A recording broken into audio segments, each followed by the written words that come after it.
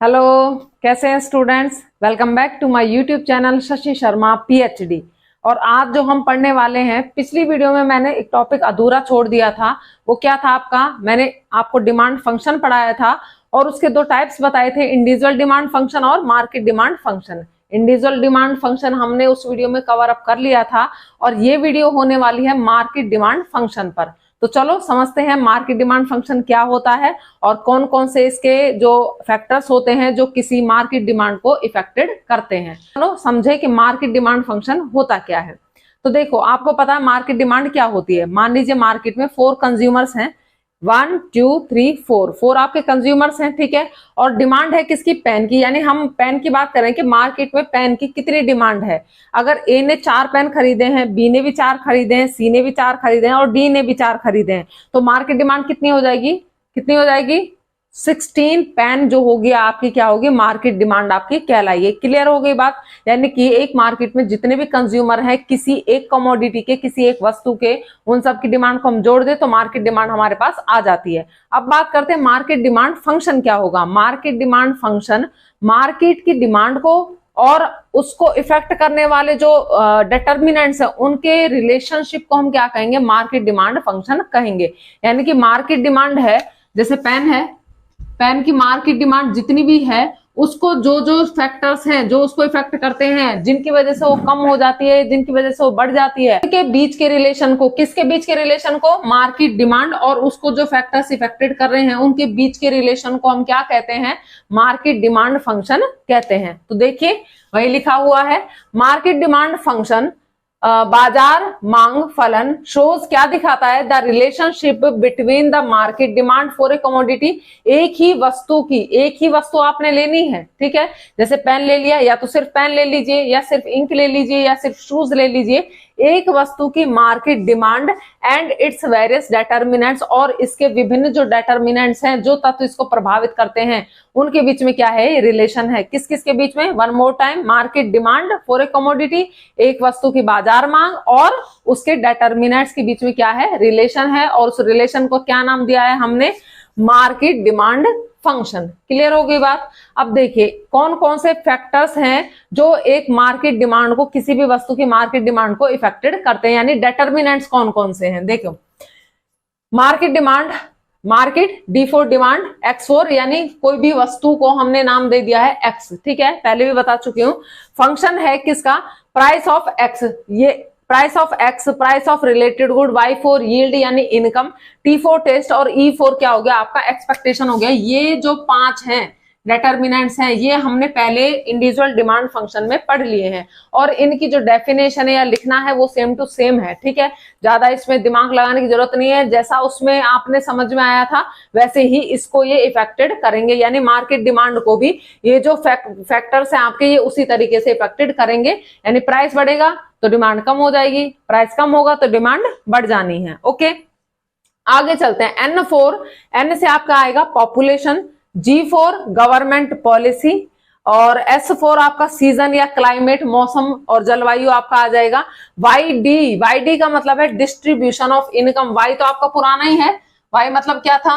Income था। D for हो गया डिस्ट्रीब्यूशन, यानी आय का वितरण कैसा है अपने देश में। जिस भी मार्केट की हम बात कर रहे हैं या जिस भी देश की हम बात कर रहे हैं उसमें इनकम का डिस्ट्रीब्यूशन कैसा है लोगों के बीच में, यानी सब लोग इक्वल हैं या कुछ बहुत अमीर हैं, कुछ बहुत गरीब हैं। इस तरीके से ये जो डिस्ट्रीब्यूशन है वो भी आपके मार्केट डिमांड को क्या करेगा? इफेक्ट करेगा। ओके, अलग अलग इनको पढ़ लेते हैं। पहली बात करते हैं हम आपकी एन से। एन क्या है आपका? एन है आपका पॉपुलेशन, ठीक है। इंडिया की बात कर लेते हैं हम। भारत की जनसंख्या मान लीजिए 1 करोड़ थी। कितनी थी? 1 करोड़ थी। तो जितनी भी डिमांड थी किसी भी चीज की, ठीक है, फिर क्या हो गया? जनसंख्या बढ़ करके 140 करोड़ हो गई। 140 करोड़ जनसंख्या आपकी हो गई। जब लोग बढ़े हैं तो डिमांड बढ़ेगी या घटेगी? ऑब्वियसली डिमांड बढ़ जाएगी। यानी कि जनसंख्या के बढ़ने से क्या हुआ? डिमांड बढ़ गई। और जनसंख्या मान लीजिए 1 करोड़ से वो आपकी और कम हो जाए, 1 करोड़ से आपकी कम हो जाए पॉपुलेशन, तो क्या होगा? जब पॉपुलेशन कम होगी तो डिमांड भी कैसी होगी? आपकी कम होगी। पहली बात समझ में आई, पॉपुलेशन के बढ़ने से डिमांड बढ़ जाएगी और पॉपुलेशन के घटने से, जनसंख्या के घटने से डिमांड घट जाएगी। दूसरी बात, जो आपका कंपोजिशन है यानी संरचना है जो जनसंख्या की, कि कितने तो मेल हैं, कितने फीमेल है और कितने जो हैं वो चिल्ड्रन हैं, बच्चे हैं, ठीक है, ये भी आपके डिमांड को इफेक्टेड करेगा। अगर मान लीजिए मेल की संख्या ज्यादा है तो कौन से प्रोडक्ट ज्यादा डिमांड में रहेंगे, मेल वाले प्रोडक्ट रहेंगे। फीमेल की संख्या ज्यादा है तो वो प्रोडक्ट की डिमांड ज्यादा रहेगी जो फीमेल्स को अच्छे लगते हैं, यानी फीमेल्स वाले प्रोडक्ट की डिमांड आपकी बढ़ेगी। और अगर बच्चे ज्यादा हैं तो वो चीजें ज्यादा डिमांड में रहेंगी जो बच्चों के लिए जरूरी है। क्लियर हो गई बात? ओके, वही यहाँ पे लिखा हुआ है, देख लीजिए।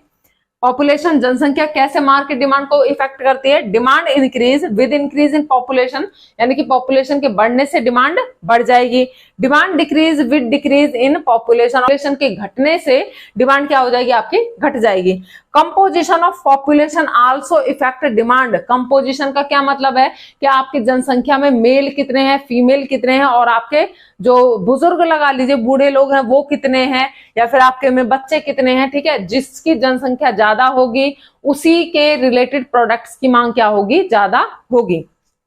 फॉर एग्जाम्पल क्या है, if population of females increase, अगर पॉपुलेशन में फीमेल्स की संख्या बढ़ती है तो क्या होगा, demand of female goods will increase, तो उन वस्तुओं की डिमांड बढ़ जाएगी जो फीमेल को चाहिए होते हैं। क्लियर है बात? ठीक है, एक हो गया आपका एन फॉर पॉपुलेशन। अगला है आपका गवर्नमेंट पॉलिसी। आपका G4 होगा आपका गवर्नमेंट पॉलिसी, सरकारी नीति। सरकारी नीतियां जो होती हैं वो भी मार्केट डिमांड को पूरी तरीके से इफेक्ट करती हैं। कैसे इफेक्ट करती हैं? मान लीजिए सरकार चाहती है कि जो कोल्ड ड्रिंक्स हैं उनकी जो डिमांड है ना वो कम करना चाहती है सरकार चाहती है कि इनकी डिमांड कम हो जाए। अब वो कैसे कम होगी? डेफिनेटली आपको पता है कि प्राइस बढ़ने से क्या हो जाती है, डिमांड कम हो जाती है। तो सरकार क्या करेगी, कोल्ड ड्रिंक पे ना डिफरेंट टाइप के क्या लगा देगी, टैक्सेस को लगा देगी। अगर सरकार ने इस पे टैक्स लगाए हैं तो क्या होगा, प्राइसेस क्या हो जाएंगे, हाई हो जाएंगे, प्राइस बढ़ जाएंगे, और प्राइस के बढ़ने से डिमांड क्या हो जाएगी आपकी, कम हो जाएगी। उसके अगेंस्ट में अगर गवर्नमेंट ये चाहती है कि किसी चीज की डिमांड बढ़ जाए, मान लीजिए गवर्नमेंट ये चाहती है कि कोल्ड ड्रिंक की डिमांड जो है वो क्या हो जाए, बढ़ जाए, तो क्या करेगी गवर्नमेंट, अगर इसकी डिमांड को बढ़ाना है ना तो उसके लिए क्या करना पड़ेगा, इसके प्राइसेस को कम करना पड़ेगा। और प्राइस कम करने के लिए सरकार क्या करती है, डिफरेंट टाइप की सब्सिडीज जो होती है वो इनको दे देगी। सब्सिडीज अगर सरकार ने कोल्ड ड्रिंक वालों को दे दी तो क्या हो जाएंगे, प्राइस क्या हो जाएंगे आपके, कम हो जाएंगे। प्राइस के कम होने से डिमांड क्या हो जाएगी आपकी, बढ़ जाएगी। क्लियर है बात? देखिए वही इसमें लिखा हुआ है, when government want to decrease the demand, जब गवर्नमेंट क्या चाहती है कि डिमांड क्या हो जाए, कम हो जाए, तो क्या करेगी, फॉर ए गुड, किसी भी चीज की अगर उसे डिमांड कम करनी है, it impose taxes on it, तो उस पर क्या लगा देती है, डिफरेंट टाइप के टैक्सेस लगा देती है। एज ए रिजल्ट क्या होता है, प्राइस गोज अप, प्राइस ऊपर चले जाएंगे, प्राइस बढ़ जाएंगे, और डिमांड क्या हो जाएगी, विल डिक्रीज, कम हो जाएगी। इसके अगेंस्ट में क्या है, when government want to increase the demand for a good, अगर गवर्नमेंट ये चाहती है कि किसी वस्तु की डिमांड क्या हो जाए, बढ़ जाए, इट गिव्स सब्सिडी, तो वेरियस टाइप की सब्सिडीज जो होती है, सब्सिडीज का मतलब है हेल्प, सहायता किसी भी तरीके की गवर्नमेंट उसको दे देगी, जिसकी वजह से क्या होगा, प्राइसेस फॉल, प्राइस क्या हो जाएंगे, कम हो जाएंगे, एंड डिमांड विल इंक्रीज, और क्या हो जाएगी, डिमांड बढ़ जाएगी। ओके, तो ये भी गवर्नमेंट भी जो है आपकी किसी भी मार्केट में किसी भी चीज की जो डिमांड होती है उसको क्या करती है, इफेक्टेड करती है। अगले पे चलते हैं। S4 है आपका क्लाइमेट एंड सीजन, किसी भी जगह का सीजन, वहां का मौसम, वहां की जलवायु कैसी है, वहां का वातावरण कैसा है, ये डिसाइड करता है कि वहां पर कौन कौन सी वस्तु की डिमांड रहने वाली है। जैसे कि जो ठंडे देश है ना, वहां पर गर्म चीजों की मांग ज्यादा होती है, चाय होगी, कॉफी हो गई, वूलन क्लॉथ्स हो गए। ऐसे जो गर्म देश हैं वहां पर कोल्ड ड्रिंक, आइसक्रीम, जो ठंडी चीजें होती हैं उनकी डिमांड क्या होती है, ज्यादा होती है। गर्म जगह पर AC, ठीक है, और जो ठंडी जगह है वहां पर क्या चलेगा, आपका हीटर चलेगा। ओके, तो यही है। Climate also play an important role, एक जो क्लाइमेट जो फैक्टर है, जो डिटर्मिनेंट है, वो भी आपकी डिमांड को डिसाइड करने वाला एक इम्पोर्टेंट रोल प्ले करने वाला फैक्टर होता है। इन कोल्ड डेज, सर्दियों के दिनों में, भारत में सर्दियों के जो दिन होते हैं, the demand for woollen clothes increase, बेशक हमारे यहाँ पे 2-3 महीने की ही सर्दियां होती हैं, कहने को 4 की होती हैं, लेकिन हमें भी पता है कि दिसंबर में और जनवरी में ही सर्दियां होती हैं। फरवरी में तो हम जो है वापस से अपने जो नॉर्मल क्लॉथ्स होते हैं उनमें आना शुरू कर देते हैं, तो उन डेज में हम क्या करते हैं, वूलन क्लॉथ्स की डिमांड को ज्यादा कर देते हैं। और इसके अपोजिट में क्या होता है, जब समर्स आते हैं तो क्या कर देते हैं हम, आइसक्रीम, है ना, कोल्ड ड्रिंक्स, ठंडी ठंडी चीजें, हाँ एसी की डिमांड बढ़ गई, इन चीजों की, कूलर की, इनकी डिमांड क्या हो जाती है, बढ़नी शुरू हो जाती है। तो ये भी आपका एक फैक्टर है जो आपके मार्केट डिमांड को इफेक्ट करता है। लास्ट है आपका, last but not least, distribution of income. जो इनकम है उसका डिस्ट्रीब्यूशन है, उसका वितरण कैसा है। अगर 5 लोग हैं, जैसे कि ए, बी, सी, डी और ई, ठीक है, इनमें मैंने, मेरे पास जितने भी रुपए थे मान लीजिए मैंने इनमें इक्वली उनको डिस्ट्रीब्यूट कर दिया, 50-50 सबके हक में आ गए, क्या होगी, डिमांड कैसी रहेगी। एक तो ये है, ठीक है, अब आप बाद में बताइएगा कि डिमांड कैसी रहेगी। एक तो ये डिस्ट्रीब्यूशन हो गया, दूसरा क्या है, मान लीजिए मैंने ए को तो 100 रुपए दे दिए, बी को मैंने 10 दिए हैं, सी को मैंने 10 दिए हैं, डी को मैंने 25 दे दिए और ई को भी मैंने 10 ही रुपए दिए हैं। ये जो कंडीशन है ना, ये हमारे भारत की कंडीशन है कि जो वीकर सेक्शन है, जो पुअर सेक्शन है वो बहुत ही ज्यादा है। ये मीडियम सेक्शन से लगभग के आसपास हो गया आपका, और ये क्या हो गया आपका, रिच सेक्शन हो गया।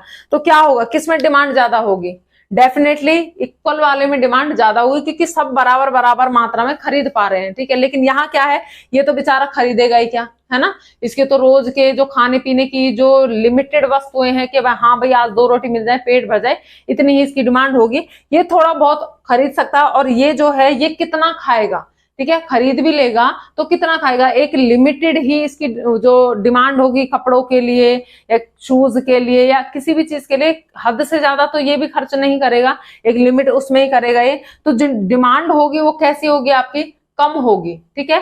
तो जब इक्वल डिस्ट्रीब्यूशन होगा तो डिमांड ज्यादा होगी, और जब अनइक्वल डिस्ट्रीब्यूशन होगा तो डिमांड कैसी रह जाएगी आपकी, कम रह जाएगी। क्योंकि जो वीकर सेक्शन है वो तो डिमांड कर ही नहीं रहा है, वो तो आपकी जो लिमिटेड वस्तुएं हैं उन पर ही उसका फोकस होता है, ठीक है। तो वही है, if distribution of income equal, अगर आय का वितरण समान है तो क्या होगा, then the demand will increase, demand क्या होगी आपकी, बढ़ेगी। और अगर distribution of income is unequal या नॉट इक्वल, इक्वल नहीं है, then the demand will be less, तो डिमांड कैसी रह जाएगी आपकी, कम रह जाएगी। ये क्या पढ़े हमने, market demand function. Last video में इंडिविजुअल डिमांड फंक्शन और डिमांड फंक्शन होता क्या है, ठीक है। जब आप किसी भी टॉपिक को पढ़ते हैं ना, तो उसके लिए जरूरी होता है कि आप साथ में ही क्या बनाते रहे, उसके नोट्स बनाते रहें। क्योंकि नोट्स बनाने से पता है क्या होता है, नोट्स बनाने से वो चीज आपको पक्की हो जाती है। जब आप सुन भी रहे हैं और साथ में साथ आप लिख भी रहे हो ना, तो जब आप दोबारा उस चीज को रिवाइज करोगे ना, तो क्या होगा, आपको ज्यादा डीपली उसमें घुसने की जरूरत नहीं पड़ेगी। हाँ ये मुझे आता है, ये मुझे आता है, जस्ट ऐसी रिवीजन आपकी हो जाती है, क्योंकि आपने अपने हाथ से सुन करके क्या बनाए हुए हैं, नोट्स बनाए हुए हैं। ये पढ़ने का एक बहुत ही अच्छा तरीका होता है। आप जो बुक की नॉलेज लिख रहे हो वो तो चलो ठीक है, लेकिन अगर आप अपनी तरफ से भी नोट्स बना करके चीजों को करते हो तो ज्यादा इफेक्ट डालती हैं चेकर पर, एग्जामिनर पर, ठीक है। तो नोट्स जरूर बनाने हैं आपने, तभी आप अच्छा एग्जाम में कर पाओगे। ओके, तो आई होप कि आपको वीडियो अच्छी लगी है। लाइक, शेयर एंड चैनल को सब्सक्राइब। ओके, मिलते हैं नेक्स्ट वीडियो में। सी यू।